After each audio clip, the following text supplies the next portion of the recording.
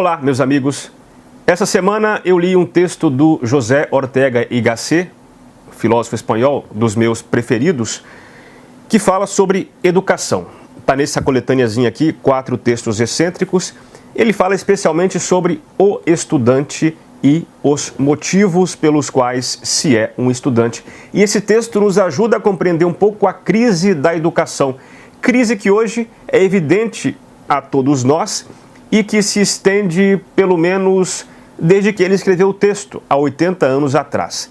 E para compreender um pouco essa crise, o Ortega y Gasset traz uma concepção, como é do feitio dele, um pouco impactante no começo, e ele vai então desenvolvendo a sua fala. Esse texto faz parte de um curso que ele deu chamado Lições de Metafísica.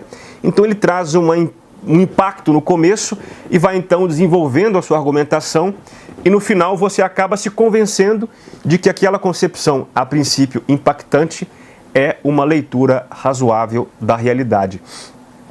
E a concepção impactante que ele traz no começo é a seguinte: todo estudante é um farsante e é, de algum modo, forçado a sê-lo.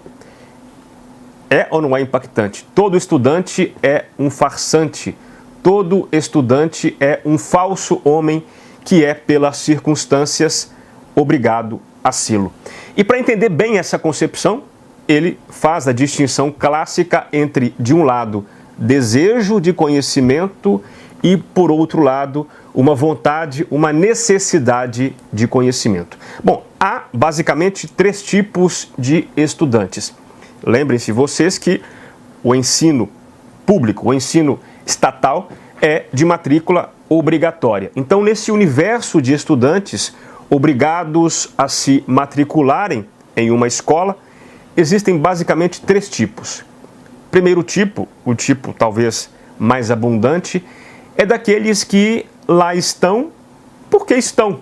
Como uma folha é levada pelo vento, eles são levados à escola, não entendem bem por que lá estão, podem até gostar um pouco de estar ali naquele ambiente, onde ele faz amizades, passa o tempo, mas não há um impulso interno que leva aquele estudante a estar ali.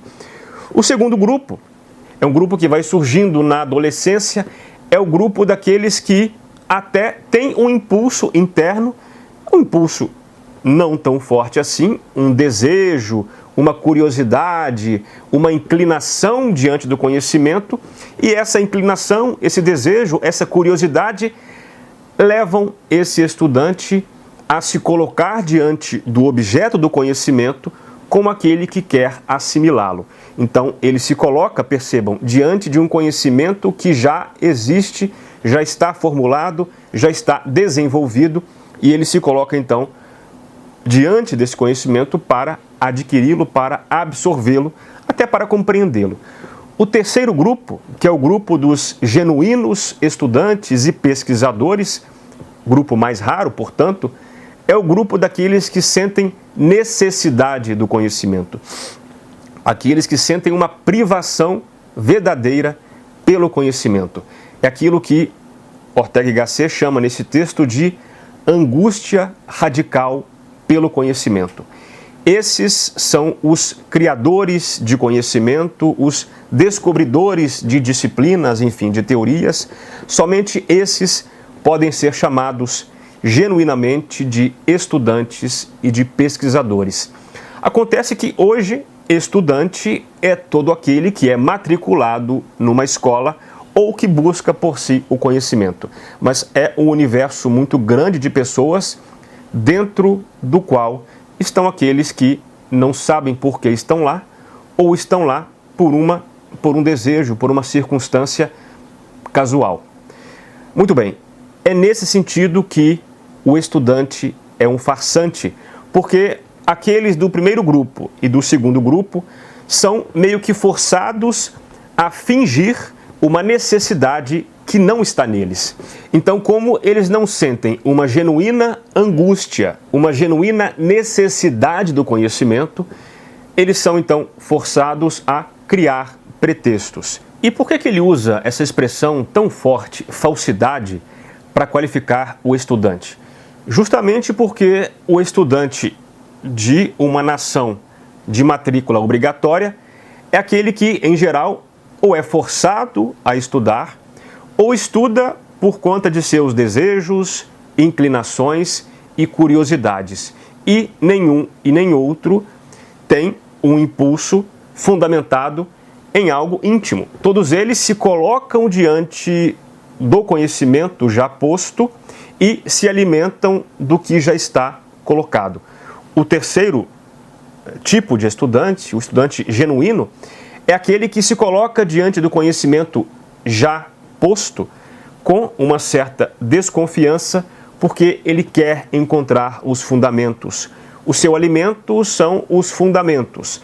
Ele sente uma privação real e efetiva, uma angústia radical pelo conhecimento, então ele é chamado a ser um sujeito do conhecimento, um sujeito ativo do conhecimento. Agora, entendam, nós que vivemos num país de 200 milhões de pessoas, um país em que a matrícula é obrigatória, é preciso entender que, apesar de que Ortega y Gasset chame o estudante de falsificação do homem, porque ele diz que só é genuinamente homem aquele que o é por uma autêntica e inexorável necessidade, e nem todos têm necessidade vital de estudar, é evidente que uma nação precisa educar todas as pessoas, porque as pessoas precisam aprender a construir casas, a fazer pão, a plantar, enfim, a viver em sociedade e a organizar a vida social de acordo com as técnicas já estabelecidas. Então é impossível não educar as pessoas, mas é preciso entender que a educação contém um elemento de fingimento que é preciso superar aos poucos. O ideal é que uma nação tenha um grande número de pessoas que têm uma genuína necessidade de se educarem a si próprias. No livro do Saint-Exupéry, o autor do Pequeno Príncipe, chamado Terra dos Homens, logo na introdução, ele traz uma imagem muito interessante. Ele é piloto, de avião, e ele fala que então estava sobrevoando um certo território, se não me engano, a Argentina, e ele então passa por uma certa cidade à noite e vê ao longo da planície algumas luzes acesas de pessoas que ainda não haviam dormido. Então ele manifesta ali a sua vontade de manter contato com essas pessoas, com essas consciências luminosas que se mostram aqui e ali. E embora todos nós sejamos ou tenhamos sido, de algum modo, estudantes farsantes, nós temos que saber reconhecer quando surgem aqui e ali essas luzes, essas consciências luminosas que efetivamente colocam o conhecimento para rodar. E mais que isso, nós temos o dever, uma vez que sintamos em nós essa angústia radical de que fala Ortega y Gasset, de fazer essa luz brilhar nessa planície diante dos homens. É ser luz do mundo, é aquilo que o Cristo diz no Evangelho de São Mateus, uma vez que nossa luz brilhe diante dos outros, os outros poderão, contemplando nossa própria luz, glorificar a Deus que está nos céus. E é um pouco nessa linha que nós podemos compreender a metáfora do sal da terra e luz do mundo. Nesse contexto educacional, sal da terra são aqueles estudantes que acabam fazendo o mundo girar por suas próprias necessidades corporais, digamos assim, circunstanciais. Luz do mundo são aqueles estudantes que serão, de algum modo, uma referência, apontarão o caminho para todos os outros. Veja você, então, que peça você é chamado a ser nesse contexto do conhecimento, dos estudos.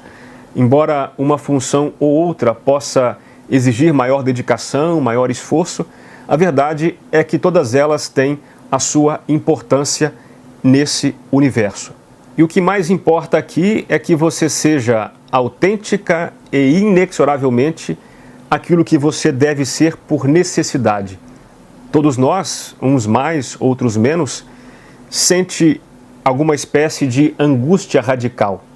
E embora essa angústia radical não nos mostre sua face a princípio, nós temos que ir puxando o fio deste novelo até que nós compreendamos então a forma dessa angústia, a forma dessa privação, a forma do que nos falta.